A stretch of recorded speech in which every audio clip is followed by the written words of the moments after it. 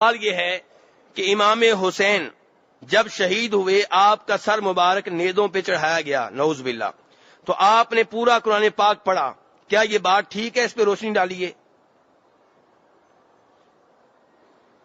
اللہ ان کو ہدایت دے، ایسی کہانیاں گڑھنے والوں کو اللہ ہدایت دے۔ ایسی باتیں بیان کر کے کھیلتے ہیں آپ کے جذبات سے، پھر آپ کہتے ہیں ہم نے بھی محرم کی محفل کرنی ہے، پھر آپ بھی 10 محرم کو نکل کھڑے ہوتے ہیں گناہ میں شریک ہونے کے لیے۔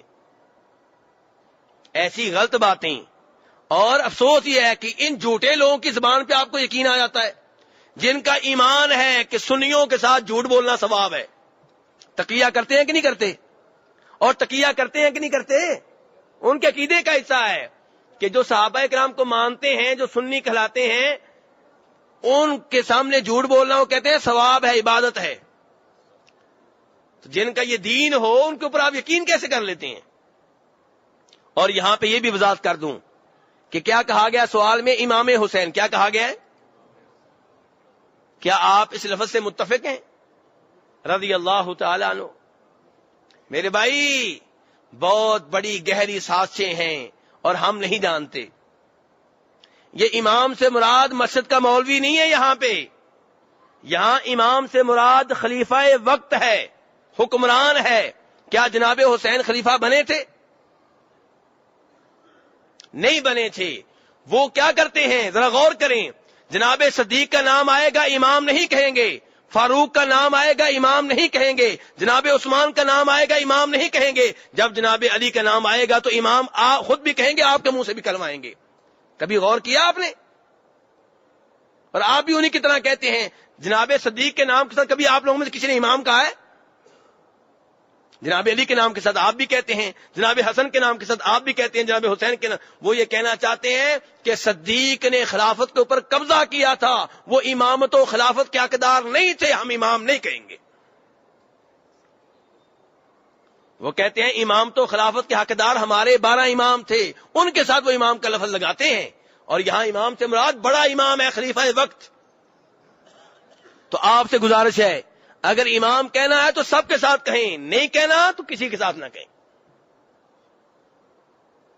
جب آپ جناب حسین کو امام کہتے ہیں، جناب حسن تو خیر امام بنے بھی تھے 6 ماہ کے لیے، جناب علی بھی بنے تھے، لیکن جناب صدیق کے ساتھ بھی پھر کہیں، کیونکہ اگر آپ جناب صدیق کے ساتھ نہیں کہتے، جناب علی کے ساتھ کہتے ہیں، تو آپ بھی بالفاظ دیگر کہنا چاہتے ہیں کہ واقعی خلافت کے حقدار جناب علی تھے، جناب صدیق نہیں تھے۔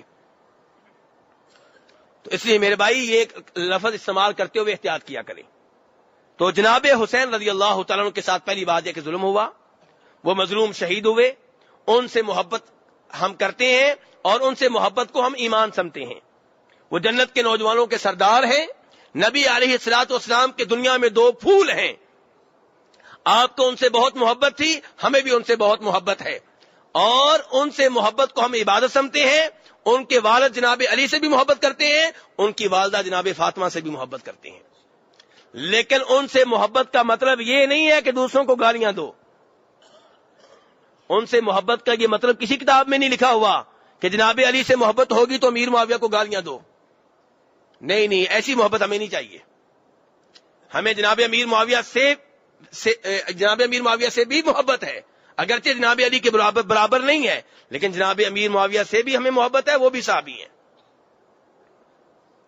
اور جب کسی نے سوال کیا تھا، کسی نے سوال کر لیا عبداللہ ابن مبارک رحمہ اللہ سے، کہا کہ امیر معاویہ افضل ہیں یا عمر بن عبدالعزیز افضل ہیں؟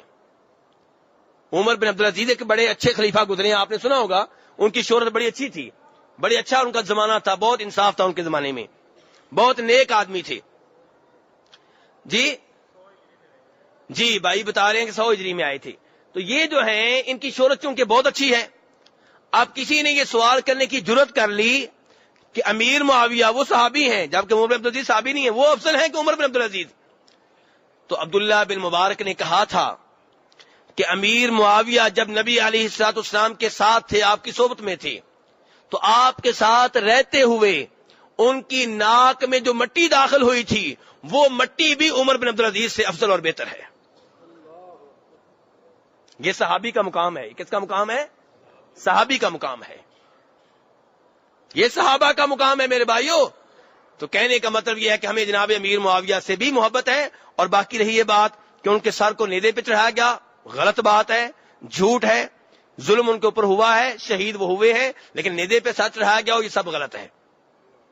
اور یہ بھی ذہن میں رکھیں کہ یزید کو جب اطلاع ملی ان کے شہید ہونے کی، یزید روتا رہا. اور یہ بات غلط ہے کہ جناب حسین کا سر دمشق میں لے جایا گیا، ایسی کوئی بات نہیں ہے.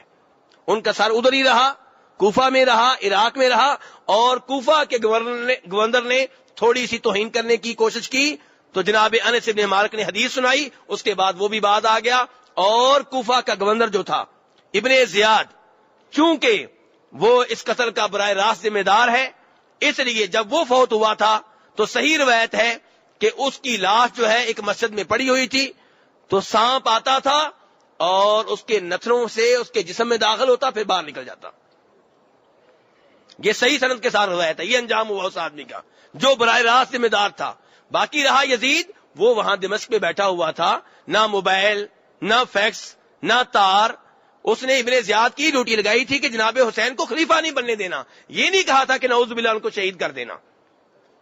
تو بہرحال کہنے کا مطلب یہ ہے کہ واقعات کو اتنا آپ نہ بڑھائیں، جتنے ہوئے نہیں ہیں، جتنے ہیں اتنے ہی رہنے دیں.